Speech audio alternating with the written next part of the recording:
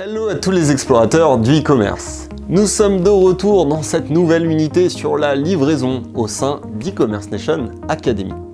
J'espère que vous êtes en pleine forme pour ce shoot de connaissances e-commerce. La logistique est un domaine complexe. En effet, elle englobe plusieurs concepts. Voici une définition pour y voir plus clair. La logistique désigne l'acte global de gestion permettant d'acquérir, stocker et transporter des ressources ou produits. Pour cela, la logistique couvre différentes actions qui vont de l'achat, l'approvisionnement, en passant par la gestion de stock jusqu'à la livraison, dans le but de satisfaire un besoin client. Avec l'avènement de mastodontes sur le marché du e-commerce, de nouveaux standards en termes de livraison ont vu le jour. La logistique et la livraison sont donc en perpétuelle évolution et sont devenus au fil du temps des enjeux clés dans la réussite d'un e-commerce. En effet, selon une étude de l'IFOP, pour 62% des clients, la livraison est le critère le plus important lors d'un achat sur Internet.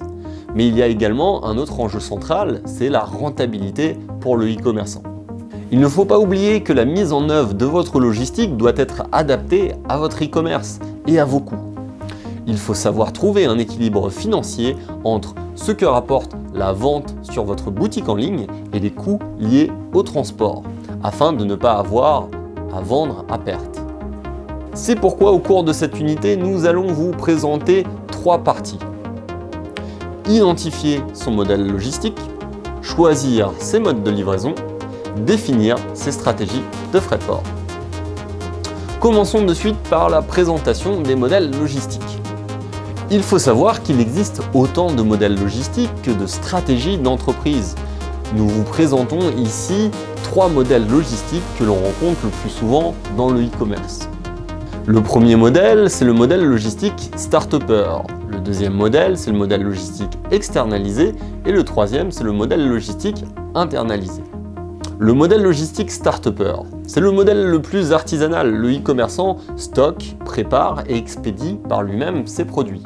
Il s'occupe de tout, de la réception à l'expédition en passant par l'emballage, le contrôle client, la facture ou encore la documentation. C'est souvent ce modèle qui est utilisé en phase de démarrage afin d'avoir une idée des enjeux et des coûts logistiques. Faire ses colis le soir ou le week-end permet de limiter ses coûts logistiques, mais cela a bien sûr des limites. Dans la plupart des cas, la croissance commerciale pousse à un certain moment à externaliser ces flux afin de pouvoir subvenir au pic d'activité. Cela permet notamment plus de flexibilité sur ses ressources logistiques et de souplesse pour son développement. Deuxième modèle, le modèle logistique externalisé. Dans ce second modèle, le e-commerçant stocke, prépare et expédie par l'intermédiaire d'un centre de traitement de commandes. C'est une démarche qui permet de laisser l'ensemble de son processus logistique dans les mains d'un partenaire externe plus avancé techniquement. Travailler avec un prestataire externe permet de bénéficier de nombreux avantages, comme par exemple pour la plateforme technique, d'avoir recours à un logiciel WMS, Warehouse Management System, d'avoir accès à un savoir-faire supérieur, d'avoir une souplesse sur les ressources humaines, d'avoir des prix remisés sur le transport par exemple et de mutualiser le stockage. Aujourd'hui, la valeur ajoutée d'un site e-commerce est d'autant plus sur le marketing et la communication. La partie logistique est un frein potentiel à la croissance d'un business. Vous pouvez notamment synchroniser vos stocks avec un partenaire logistique et faire que les commandes soient automatisées vers votre partenaire. Le troisième modèle, c'est le modèle logistique internalisé. Dans ce troisième modèle, le e-commerçant stocke, prépare et expédie en interne.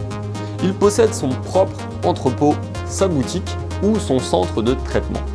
Il s'agit ici d'un autre niveau et d'un autre type de structure, bien entendu. Il est souvent nécessaire d'avoir de gros volumes de commandes afin d'amortir les coûts immobiliers d'un entrepôt ou d'une surface de stockage. Passons maintenant au choix des modes de livraison. Maintenant que nous avons vu les modèles logistiques, passons à l'analyse des différents modes de livraison. Nous avons identifié 4 grands modes de livraison. La livraison à domicile, la livraison express, la livraison en point relais, le retrait en boutique. Attaquons par le premier, la livraison à domicile.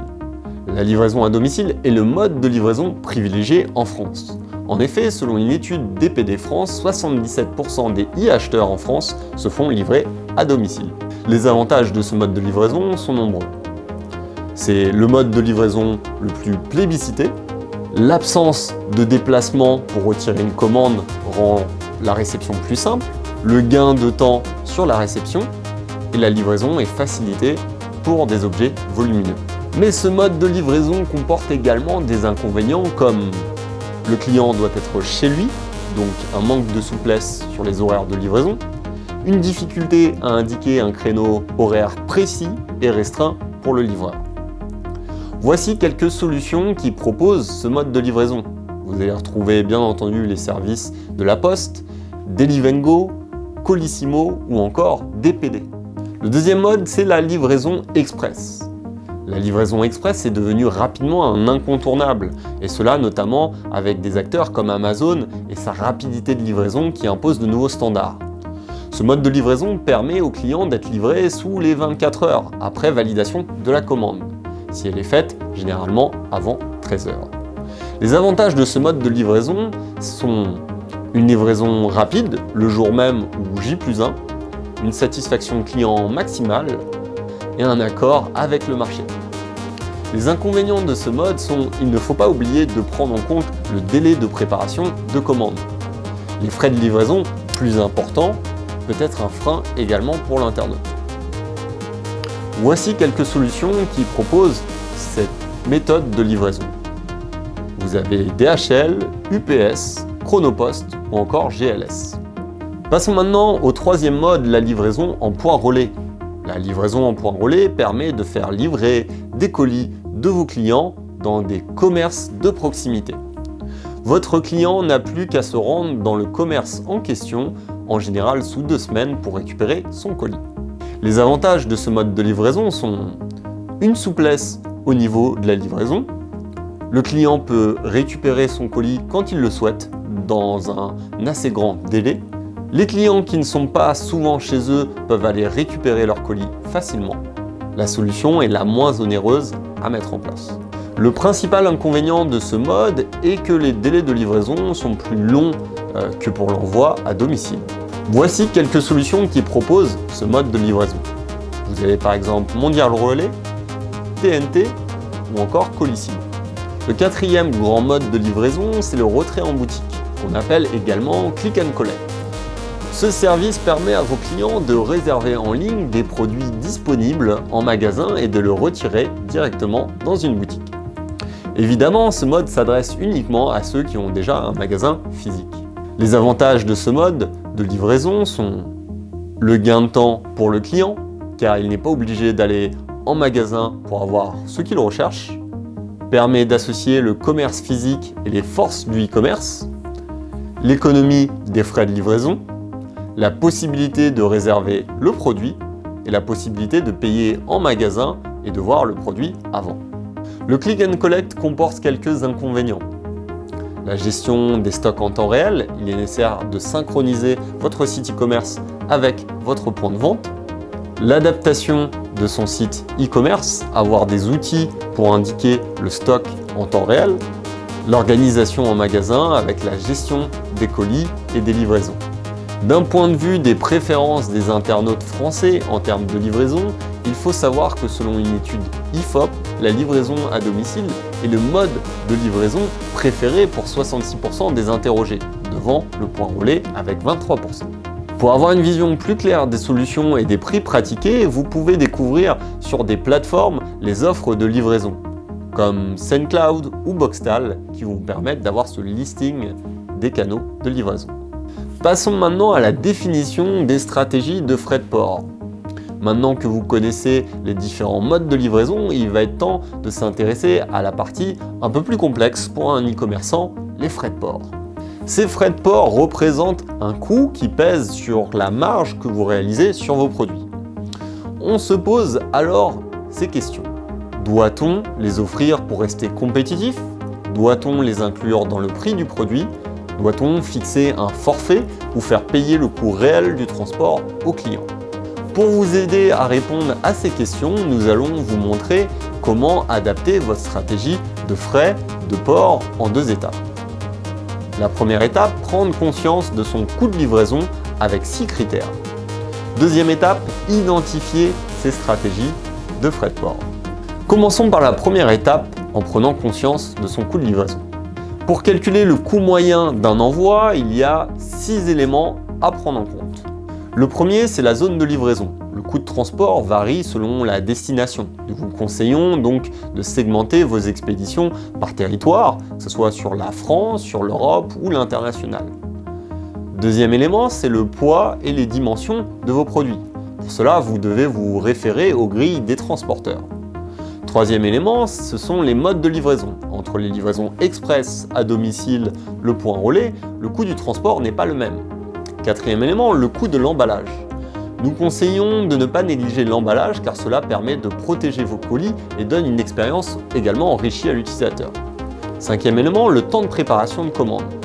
Si vous avez de la main-d'œuvre ou si vous accordez du temps, cela représente un coût. Sixième élément, les potentiels frais de retour. En effet, certains clients vont vous réexpédier les produits et cela représente un coût. On estime une moyenne de 10% de retour sur un début d'activité e-commerce. La deuxième étape, c'est d'identifier ces stratégies de frais de port. Une fois le coût moyen évalué, vous êtes en mesure de fixer vos premiers tarifs de livraison. Pour démarrer, nous vous conseillons de couvrir les coûts de la première étape. C'est la démarche la plus sécurisée en l'absence de recul. Vous avez 5 stratégies de frais de port à votre disposition. La première, les frais de port gratuits. Cette stratégie est très efficace pour attirer des clients. En effet, les clients préfèrent une livraison gratuite à une réduction. Néanmoins, offrir les frais de port n'est pas supportable pour tous les e-commerçants. C'est pour cela que nous vous conseillons d'offrir les frais de port selon certaines stratégies marketing. En voilà 4. À partir d'un montant minimum pour accroître votre panier moyen, sur une période limitée pour acquérir de nouveaux clients, à la prochaine commande pour fidéliser, ou encore sur un produit ou une catégorie pour déstocker. La livraison gratuite est avant tout un argument commercial. Cependant, il est déconseillé d'intégrer en partie cette gratuité dans vos prix, notamment si vous avez une forte concurrence. Deuxième stratégie, les frais de port fixes. Il s'agit d'un prix fixe, peu importe la commande effectuée, ce qui montre une certaine transparence envers vos clients qui ne vont pas être surpris lors du paiement. Afin de ne pas perdre d'argent, il faut fixer un prix qui couvre le coût moyen de vos expéditions. Cette solution fonctionne si vous proposez des produits avec une certaine homogénéité. Troisième stratégie, les frais de port pondérés. Les frais pondérés varient selon les spécificités des produits. Cette solution est adaptée pour les catalogues hétérogènes. L'inconvénient est la difficulté à mettre en place car il est nécessaire d'avoir un mode de calcul spécifique selon des critères comme le poids, les dimensions, le nombre d'articles. Des solutions sous forme d'extension permettent d'automatiser ces calculs. Quatrième stratégie, les frais de port supplémentaires.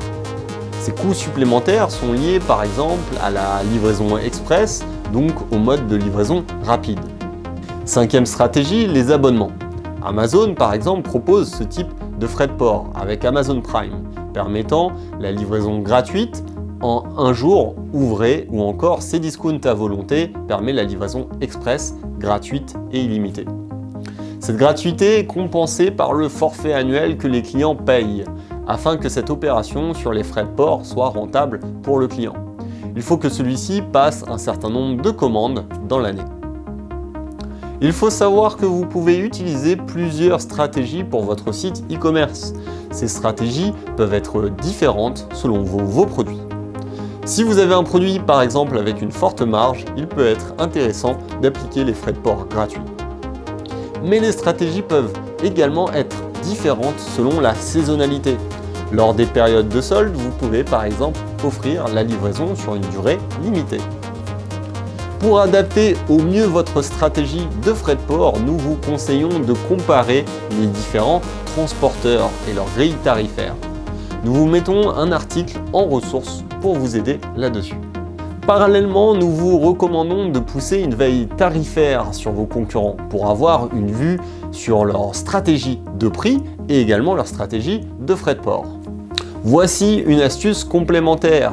N'hésitez pas à consulter votre taux d'abandon de panier. C'est un bon indicateur pour ajuster votre stratégie de frais de port. Regardez s'il est plus élevé sur certains produits à l'étape du choix de la livraison. Cela peut signifier que vos frais de port sur ces produits ne sont peut-être pas pertinents. Vous avez maintenant une vision globale de la livraison pour votre e-commerce. À travers ces 3 étapes, la définition de son modèle logistique, le choix de son mode de livraison et la définition de sa stratégie de frais de port, vous avez fait un pas de plus vers une activité rentable. J'espère que cette vidéo vous a plu. On se retrouve dans une prochaine unité pour un nouveau périple de connaissances. À très vite pour une prochaine exploration de la nation du e-commerce.